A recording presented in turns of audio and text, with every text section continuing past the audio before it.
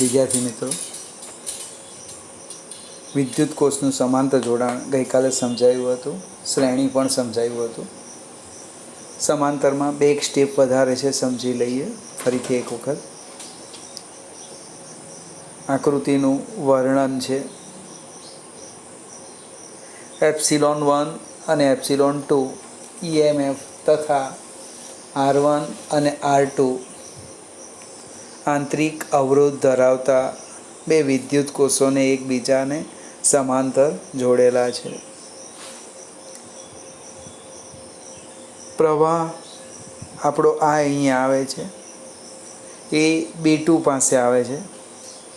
એના બે ભાગમાં વિભાજન થાય છે, એક I1 અને બીજું અહીંયા લખવાનું છે I2. I1 અને I2. હવે બંને વિદ્યુત કોષો એકબીજાને સમાંતર છે. પહેલાં તો આપણે અહીંયા વાત કરીએ, આજે જે શીખવાના છે એ પહેલાં હું કંઈક સમજાવું. અહીંયા પ્રવાહ આઈનું વિભાજન થાય છે B2 પાસે અથવા અહીંયા B1 પાસે, જે લખે તે એ આઈનું વિભાજન થાય છે. એના બે ભાગ થાય, I1 અને I2. એનો અર્થ I આ રીતે લખાય, I બરાબર I1 પ્લસ I2, જે આજે મારે તમને શીખવવાનું છે. હવે આજે મારો પહેલો કોર્સ છે, એના બે છેડા વચ્ચેનો પોટેન્શિયલ ડિફરન્સ એ આપણે લગભગ ગઈકાલે શીખી ગયા. V બરાબર ε1 માઇનસ IR1. મારે સમીકરણ 1માં I1 અને I2 જોઈતા છે, એટલે I1ને મારે સૂત્રના કરતા કરવા છે. એટલે I1 બરાબર ε1 માઇનસ V બાય R1 આ રીતના લખી દેવાય. સેમ આ જ પ્રમાણે તમે I2 ડાયરેક્ટ પણ લખી શકો. સમાંતરમાં છે એટલે પોટેન્શિયલ ડિફરન્સ સરખો જ આવવાનો. I2 લખ્યા. સમીકરણ 1માં કિંમત મૂકી, પછી સાદું રૂપ આપેલું છે. આમાં એક સ્ટેપ મેં ઘણું ડાયરેક્ટ લખ્યું, મેં ગઈકાલે પણ કદાચ વાત કરી હશે. પહેલાં તો આનો લસા લેવાનો હતો. અહીંયા R1 R2 અપન આખાના છેદમાં R1 R2 આવે, સામ સામે નીકળી જાય. પછી સાદું રૂપ આપો તો આ સ્ટેપ આવે. પ્રશ્ન એ ઉદ્ભવે, તમને આ સ્ટેપ લખવા કોણે કીધું? તો ગઈકાલે જ આપણે પોટેન્શિયલ ડિફરન્સની વાત કરેલી. જ્યારે પ્રવાહ વહેતો હોય ત્યારે V બરાબર એપ્સિલોન માઇનસ IR, બસ એ જ ચર્ચા અહીંયા છે. આ પહેલું સ્ટેપ છે એ EMF છે. પહેલું સ્ટેપ એ ઇક્વલન્ટ EMF છે અને આઈનો સહગુણક એ આંતરિક અવરોધ છે. એ આપણને ખ્યાલ આવે એવો છે, સમાંતર છે ને, એટલે તમે જો સમતુલ્ય આટલું જ થાય. પણ વિદ્યુત કોષોનું ઇક્વલન્ટ એ બહુ વિચિત્ર છે. ε1 R2 plus ε2 R1 divide by R1 R2. તમે એકમ લઈને એને સાદુરૂપ આપવા પ્રયત્ન કરો તો જવાબ પાછો વોલ્ટ જ આવશે. ત્યાર પછીનું પણ એક સ્ટેપ હતું, આ તો મેં ડાયરેક્ટ લખી દીધું હતું, આમાં કંઈ નથી. હવે આ બેનો ગુણોત્તર, આ વધારેનું કામ છે. આ બેનો આપણે ગુણોત્તર લઈએ તો શું થાય? અંશનો છેદ અને છેદનો છેદ કેન્સલ થઈ જવાના, બરાબર? એટલે આ સ્ટેપ આવ્યો. હવે R1 R2ને હું દરેક પદ વડે ભાગી દેમ તો આ સ્ટેપ આવે. આ તમને શું કહેવા માગે તે સમજાવું. ધારો કે મારી પાસે n કોષ હોય તો અહીં વત્તા કરીને ત્રીજું સ્ટેપ લખવાનું, વત્તા ε3 by R3 plus ε4 by R4 plus so on. એ જ પ્રમાણે સમતુલ્ય અવરોધ n હોય તો વત્તા વત્તા કરીને આપણે વધારતા જવાનું. ગણિતના સ્ટેપ છે, થોડો ઇન્ટરેસ્ટ રાખજો. 2-3 વાર લખજો, પરીક્ષામાં પૂછવાના નથી પણ ઘણો ફાયદો થાય. અને હવે અવરોધની વાત કરતાં કરતાં આજે એક નવી થિયરી શીખવાના છે. 2 વાર શીખવીશ, આજે પણ શીખવીશ, કાલે પણ શીખવીશ.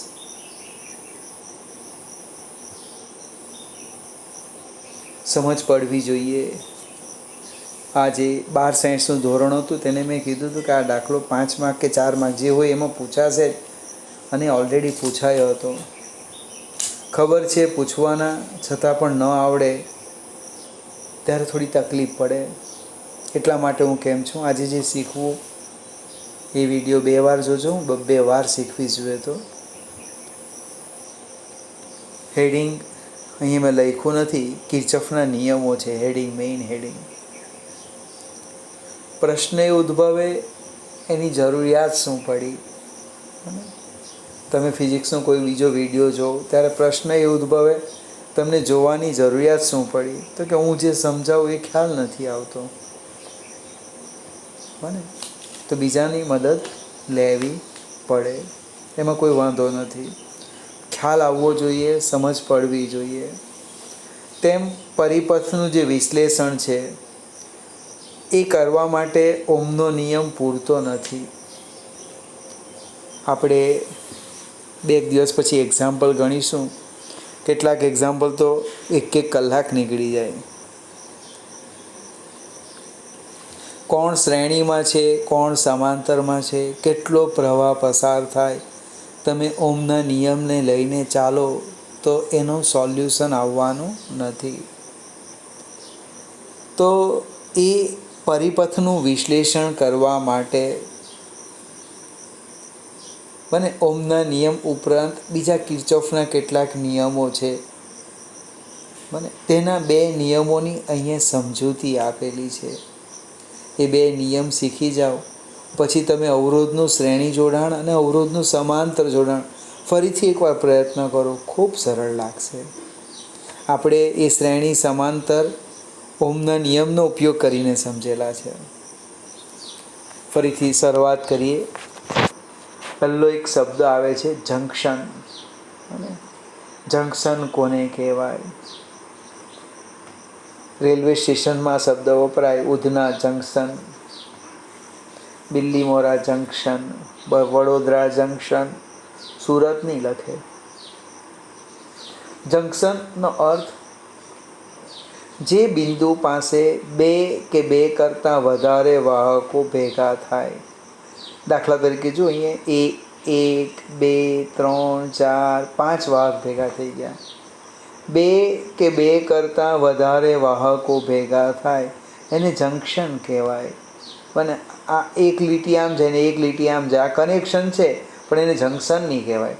પણ તમે એક ત્રીજો વાહક લઈ લો તો એને જંક્શન કહેવાય. જો ફરીથી સમજાવું, જે બિંદુ પાસે 2 કે 2 કરતાં વધારે વાહકો ભેગા મળે તે બિંદુને જંક્શન કહે છે.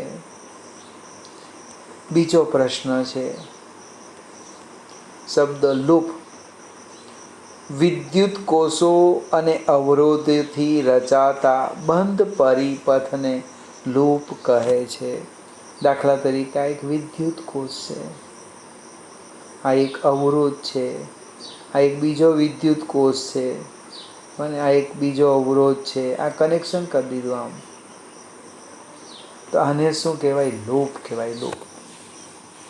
બંધ પરિપથ વિદ્યુત કોષો અને અવરોધોથી રચાતા બંધ પરિપથને લૂપ કહે છે. જો અહીંયા નામ આપો તો આપીએ A, B, C, D. કેટલી લૂપ છે? જો એક લૂપ આ કહેવાય A, B, C, A. આ એ છે. બીજી લૂપ આ કહેવાય A, C, D, A. ત્રીજી લૂપ આ કહેવાય A, B, C, D, A. Loop. ફરીથી બંધ પરિપથ એને શું કહેવાના? લૂપ કહેવાના. હજુ એક શબ્દ હતો અહીંયા સમજાવ્યો નથી મેં, નેટવર્ક. આપણે ઘણી વખત કરીએ ને પ્લાનિંગ કરી દીધું કે વાંચવાનું ભૌતિક વિજ્ઞાનનો અને વાંચવાનું નેટવર્ક પ્લાનિંગ ગોઠવી દીધું કે હા ગોઠવી દીધું.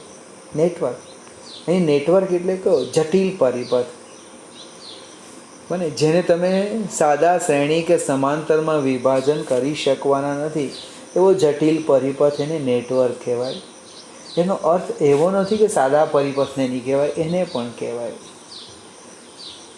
ફરીથી જંક્શન અને લૂપ. તમારી બુકમાં આ વર્ષે લગભગ આ નિયમ પૂછાઈ ગયેલો હતો. તમે વિચાર કરો 5 માર્કનો દાખલો અને લગભગ આ પણ પૂછાયેલો જંક્શનનો નિયમ કદાચ. જૂના કોર્સમાં હતો કિર્ચોફનો પ્રથમ નિયમ. બને અહીંયા આપણી બુકમાં લખ્યું છે જંક્શનનો નિયમ. હવે જંક્શનનો નિયમ અહીં આકૃતિમાંથી જ ખ્યાલ આવશે. મેં આ ઓનલાઈન ફિગર લીધેલી છે. આકૃતિમાં પહેલો એક શબ્દ લખીએ આપણે. આકૃતિમાં કોઈ એક નેટવર્કનું જંક્શન બિંદુ O દર્શાવ્યું છે. આ રેડ કલર દેખાય ને એ જંક્શન બિંદુ છે. બીજો પોઈન્ટ લખીએ. જંક્શન આગળ ભેગા મળતા વિદ્યુત પ્રવાહો. શબ્દ જો હું અંડરલાઈન કરું. ભેગા મળતા, જંક્શન પાસે આવતા, જંક્શનથી દૂર જતા એવી વ્યક્તિગત વાત કરવાની નથી. જંક્શન આગળ ભેગા મળતા વિદ્યુત પ્રવાહો કયા કયા છે? તો એક I1, બીજો I2, I3, I4 અને I5. ફરીથી આકૃતિમાં કોઈક નેટવર્કનું જંક્શન બિંદુ O દર્શાવ્યું છે. જંક્શન આગળ ભેગા મળતા અહીંયા લખ્યું છે. જો એટલે પાછું ફેરવવા જવા ને તો બધું નીકળી જાય છે કંઈ.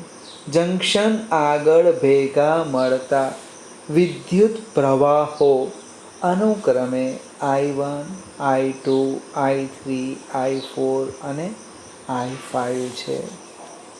હવે પ્રવાહનું નિર્માણ કેવી રીતે થયું ભાઈ? આપણે જે ચર્ચા કરીએ એ T સમયની છે.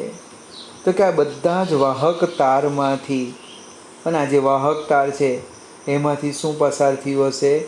વિદ્યુત ભાર. તો આપણે લખીએ કે T સમયે અનુક્રમે વાહકમાંથી, અનુક્રમ મીન્સ આ મારો પહેલો વાહક, તો કે એમાંથી Q1 વિદ્યુત ભાર, Q2, Q3, Q4 અને Q5 વિદ્યુત ભાર પસાર થાય છે.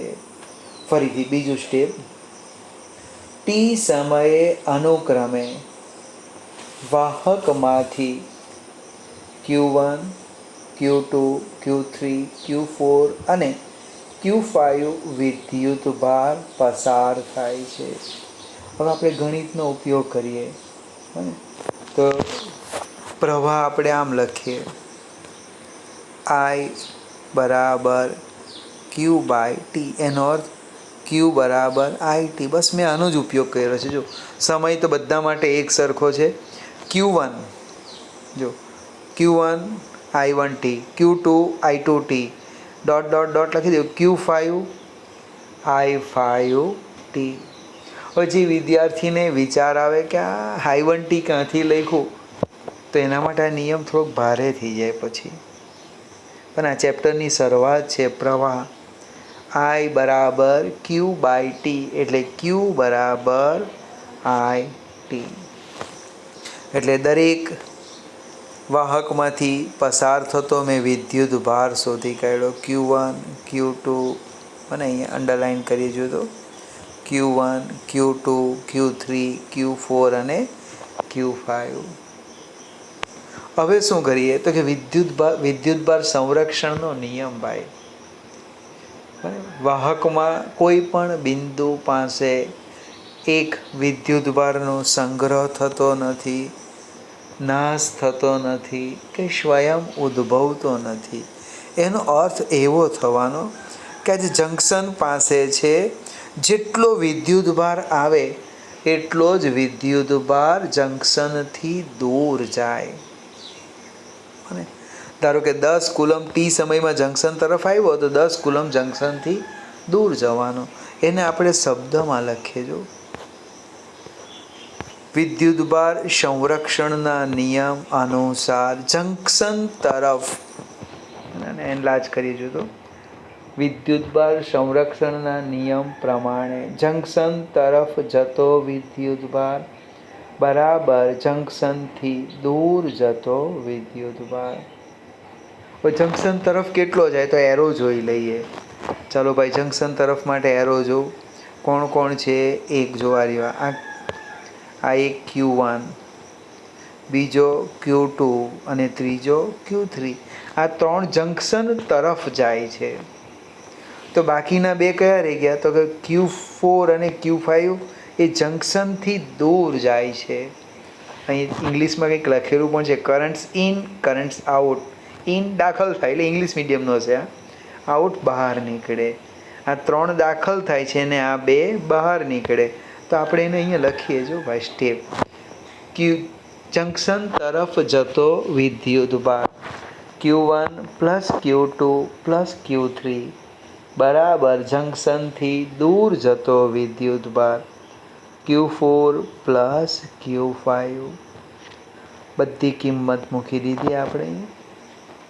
બંને બાજુથી T નીકળી જાય છે અને આ સમીકરણ આપણું આવી ગયું. I1 plus I2 plus I3 બરાબર I4 પ્લસ I5. અને આપણે બાજુમાં લઈ ગયા એટલે માઇનસ થઈ ગયા. જો અહીં એક ભૂલ થઈ ગઈ છે, આ વત્તા છે. I1 plus I2 plus I3 minus I4 minus I5 equal to 0. ફરીથી આ વત્તા છે, અહીં ઓછા નથી. એકવાર વત્તા લખી દે આમ. ફરીથી I1 plus I2 plus I3 minus I4 minus I5 equal to 0. આ જે સમીકરણ છે એને કિર્ચોફનો પ્રથમ નિયમ અથવા આપણે યાદ રાખવાનું જંક્શનનો નિયમ કહે છે. શબ્દમાં બોલવાનું. મને પરિપથના કોઈ પણ બિંદુ પાસે આ તો જંક્શનનો નિયમ. જંક્શન પાસે ભેગા મળતા વિદ્યુત પ્રવાહોનો બેઝિક સરવાળો 0 થાય છે. ફરીથી જૂના કોર્સની વાત કરું તો પહેલાં નિયમ લખવાનો અને પછી સાબિત કરવાનો હતો. જંક્શન આગળ ભેગા મળતા વિદ્યુત પ્રવાહોનો બેઝિક સરવાળો 0 થાય છે. ફરીથી એકને એક વાત. જંક્શનના નિયમનો ઉપયોગ કરો એટલે કેવી રીતના? તો આ રીતના. એવો કોઈ નિયમ નથી. હવે એ પણ સમજાવું. જંક્શન તરફ જતા પ્લસ લેવ તો બહાર નીકળતા પ્રવાહ માઇનસ લેવાનો. જંક્શન તરફ જતા પ્રવાહને માઇનસ લેવ તો બહાર નીકળતા પ્લસ. એમાં કોઈ ફેરફાર થવાનો નથી. એટલે ગોખતા નહીં કે I1 પ્લસ લેવાનું. એ તો તમારે નક્કી કરવાનું. અંદર જતા પ્લસ તો પ્લસ, બહાર અંદર જતા માઇનસ તો માઇનસ. ટૂંકમાં અંદર પ્લસ તો બહાર માઇનસ, અંદર માઇનસ તો બહાર પ્લસ.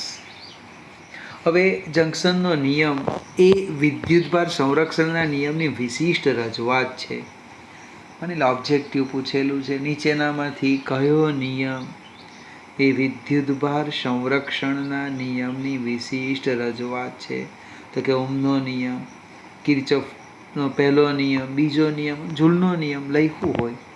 આપણે નિયમ આવડે પણ આ વાક્ય નહીં વાંચેલું કે જંક્શનનો નિયમ એ વિદ્યુતભાર સંરક્ષણના નિયમની વિશિષ્ટ રજૂઆત છે.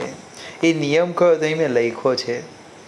પરિપથમાં કોઈ પણ બિંદુ પાસે વિદ્યુતભારનો સંગ્રહ થતો નથી કે સ્વયં ઉદ્ભવતો નથી કે નાશ પામતો નથી. ફરીથી ખૂબ સરળ છે. આજે એક કામ કરીએ, એક સાંજે વિડીયો મૂકીશ અને લૂપના નિયમ માટે. આ પહેલો નિયમ તમે આજે તૈયાર કરી દેવો. એકવાર સમજાવી દેમ. આકૃતિમાં કોઈક નેટવર્કનું જંક્શન બિંદુ, અહીંયા O લખ્યું નથી, તમારે લખી દેવાનું. જંક્શન બિંદુ O દર્શાવ્યું છે. જંક્શન આગળ ભેગા મળતા વિદ્યુત પ્રવાહો અનુક્રમે I1 I2 I5. T સમયે વાહકમાંથી અનુક્રમે Q1 Q2 Q5 વિદ્યુતભાર પસાર થઈને વિદ્યુત પ્રવાહનું નિર્માણ કરે છે. એને પછી ગણિતમાં લખી દીધું. Q બરાબર IT નો ઉપયોગ કરીને Q1 Q2 Q3 Q4 અને Q5. ત્યાર પછી વિદ્યુતભાર સંરક્ષણનો નિયમ લખ્યો. જંકશન તરફ જતો વિદ્યુતભાર બરાબર જંકશનથી દૂર જતો વિદ્યુતભાર. એટલે Q1 plus Q2 plus Q3 એ જંકશન તરફ જાય છે અને Q4 અને Q5 જંકશનથી દૂર જાય છે. કિંમત મૂકો, સાદું રૂપ આપો. બને અહીં એક વત્તા છે આ, એટલે આ આપણો નિયમ આવી ગયો. જંકશન આગળ ભેગા મળતા વિદ્યુત પ્રવાહોનો બેઝિક સરવાળો શૂન્ય થાય છે. બીજો નિયમ છે લૂપનો નિયમ. એ આજે સાંજે કદાચ વિડીયો મૂકીશ આનો. પણ એના માટે એક કે બે સમજૂતી જોઈ લો. પાણી હંમેશા વધુ ઊંચાઈથી નીચે ઊંચાઈ તરફ વહે. એટલે પાણીના પ્રવાહની દિશામાં જો આપણે જઈએ તો આપણી સ્થિતિ ઊર્જા ઘટે, અને પાણીની પ્રવાહની સામે જઈએ તો આપણી સ્થિતિ ઊર્જામાં વધારો થાય.